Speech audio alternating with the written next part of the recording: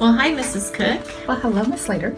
Um, we hear that you've had to overcome adversity in your life. Would you like to tell the students about it? I would actually. When I was 12 years old, my father and I were at a soccer game. We were at a father-son soccer game, in fact, and my father fell to the ground when I was holding his hand and died immediately right in front of me.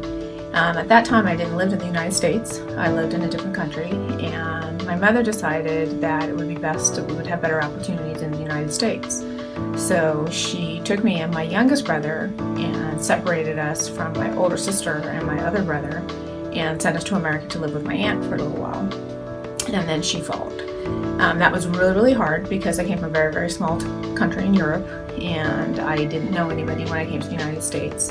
And I got picked on a lot. I cried every single day because I had a really strong, even though I spoke English, I had a really strong accent. I had an Irish accent. And at that time, there was a brand new commercial out for a cereal you all may know called Lucky Charms.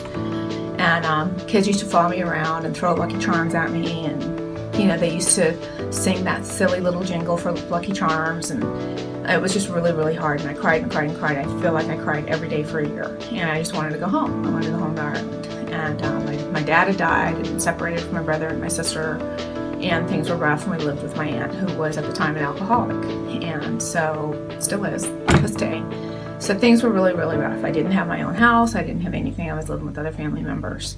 So school is really where I felt safe, having gone through all of those things. And teachers were really, really kind to me. And since I spent so much time crying, you know, I would always stay in at recess because I didn't want to go out and have people throwing things at me or making fun of me.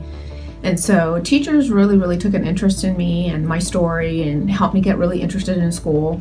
So I started to make a lot of excuses not to go home. I would volunteer for clubs after school. I would get involved with athletics if I could. And I started to get really, really involved with everything I could at school. And that continued on into high school and on into my college years. And I think that's what made me decide to become a teacher, because I wanted to be able to help students like I felt I was. I felt really lost and alone, and I wanted to be able to do that.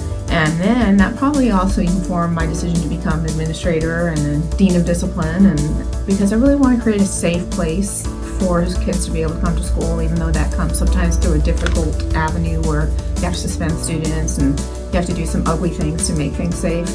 And that's why I'm kind of also really, really big about when kids use appropriate language and not bully each other and all those kind of things. That's very important to me as a child, and I think into my adulthood I want to make sure that you guys do that too. Had a smooth sailing on the other side of the desk. We all had struggles that we overcame, and I'm sure some of you have felt lonely, and maybe you've cried a few tears when you've been in school, but just know that you can persevere and you can overcome it just like I did, and you can be successful, and I have all the faith in the world that you guys can be successful.